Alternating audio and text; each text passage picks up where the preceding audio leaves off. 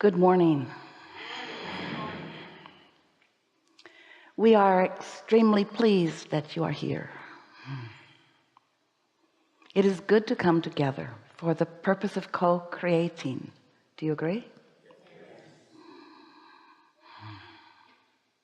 You are knowing what you are wanting. Desire is such a good thing unless you are contradicting it with disbelief.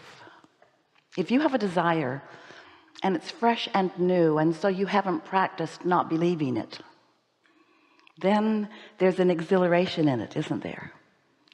But if you have a desire that you've been wanting to come into physical fruition, you want it to manifest, and you've been holding that desire for a while and it doesn't seem to be showing up, then sometimes you get weary of holding the faith, because you, dear humans, are really focused on what you can see and hear and smell and taste and touch, as you really should be. You are extensions of source energy in this leading edge time and place, and this part of your non-physical consciousness that is focused here in your physical body is specifically focused here because you are powerful and genius creators who want creation to go to its fullest manifestation. There are a lot of creations that are happening in thoughts that you think. That's a creative flow. There are lots of energy streams. There's a lot of universal consciousness. But you are in these bodies at this time, in this place, because it was your intention in coming into this physical body to focus in such a way, to hold enough attention on a subject already flowing, that you could be the realizer of it, the see it, hear it, smell it, taste it, touch it, realizer of it.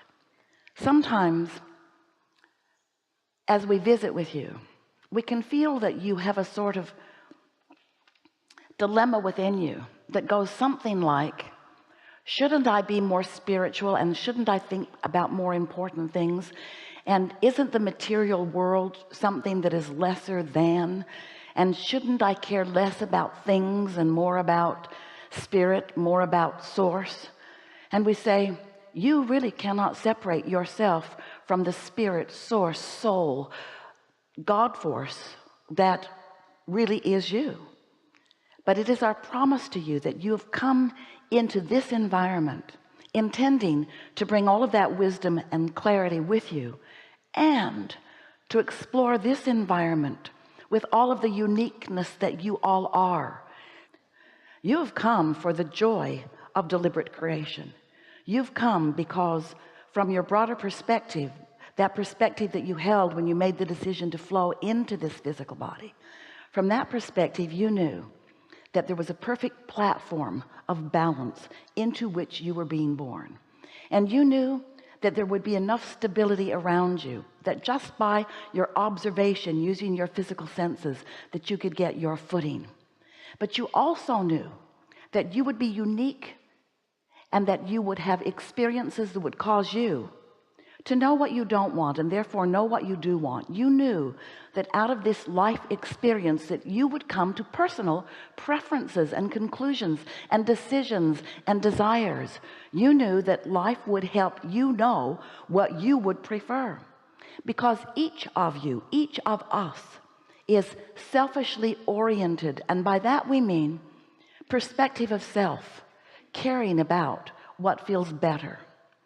The most significant thing that we want you to remember is that as you came into this physical body, not all of you came. The larger part of you, this consciousness, this eternal you that is you, remains non-physically focused. And it's so important that you know that, because what that explains is the vibrational relationship between that God source energy, non-physical part of you, and the part of you that is here focused in this physical body.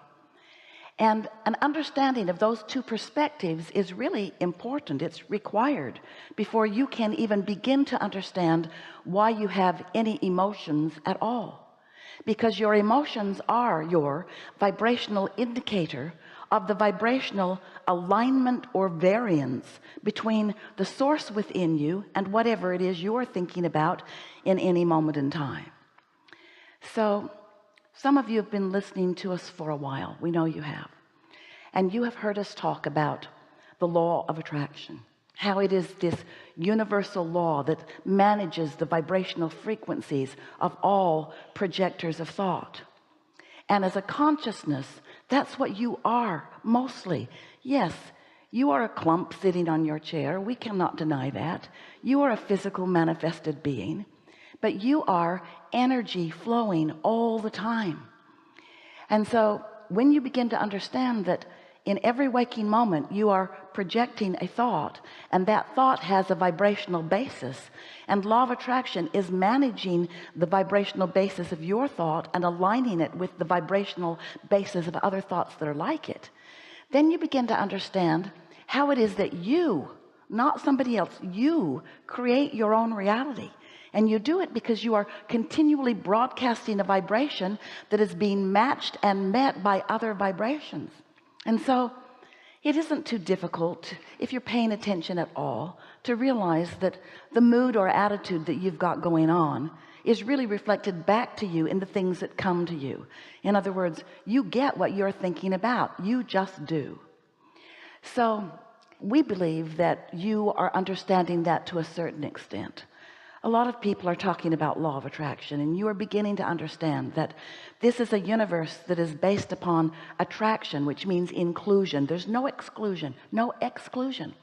So when you see something that you like, that you prefer, that you approve of, and you say yes to that, you're actually including in your vibration and in your point of attraction something that you do want. But when you see something that you don't like at all, and you don't want it, and you shout no at it, you're actually including in your vibration this thing that you do not want, because this universe does not hear yes and no. It only responds to attention to a subject. So when you give your attention to something, you offer a vibrational frequency, and your output is then met by things that match it. That's why you get what you think about, whether you want it or not. So that's pretty straightforward. And we don't have to teach you much about that any more than when you were really little and you first got here, that someone took you to a gravity class. It's important that you understand about the gravity on this earth, because if you don't understand it, when you step off the porch, you might float up. Nobody had to teach you that, because gravity is consistent with you, and so is law of attraction. So we really don't have to talk too much about how you get what you think about, because there's not a shred of evidence in your life or anyone else's that says otherwise. You begin to notice, if you begin to notice the correlation between your attitude and what you've been thinking and feeling and what keeps coming back to you, law of attraction is very fair and will give you, match you with whatever your output is. But there's a piece of this law of attraction that you may not really be understanding, that may not at first feel quite that straightforward to you. And what that is that you were source energy before you came into this body, and a part of that consciousness or focus is you in this personality. So as you are sifting and sorting through life, and therefore knowing what you don't want and knowing what you do want, you're launching continual, what we've been calling rockets of desire, because they emanate from you. You project them vibrationally, and they move out ahead of you. They are desires that you haven't practiced, but they are desires that you have honed out of your experience. When someone's rude, you want them to be nicer. When you're rude, you want to be nicer. When you don't have enough of something you want it. When you have too much of something you don't want, you want the absence of it. In other words, your desires are born from your experience. So as you are launching these rockets of desires, and here's the part that most of our physical friends do not remember. You've launched these rockets of desires, and your inner being, the larger part of you, the non-physical part of you that remains non-physically focused, receives those requests from you, understands them, knows them, and becomes them vibrationally instantaneously.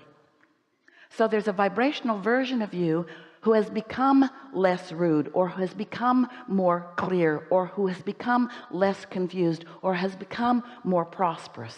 That larger part of you has become the vibrational equivalent of each and every request that you've launched, so much so that there is a vibrational body of work that you have done that is so available for you to understand, and available for us and your inner being to know, that we have entitled it your vibrational reality, because it is so real.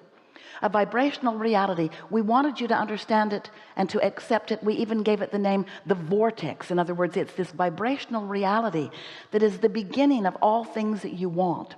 It's the vibrational version that will turn to thoughts, and thoughts to things. In other words, it's the way you create your reality. But you've got to understand and accept the existence of this vibrational becoming, and then you, in your physical form, you've got to figure out some way to consistently be a vibrational match to the vibrational reality that you have created, or else you will not be able to manifest the things that you want. But even more important than that, you will not be able to feel good, because you have expanded to a place that you must allow the rest of yourself to expand to too.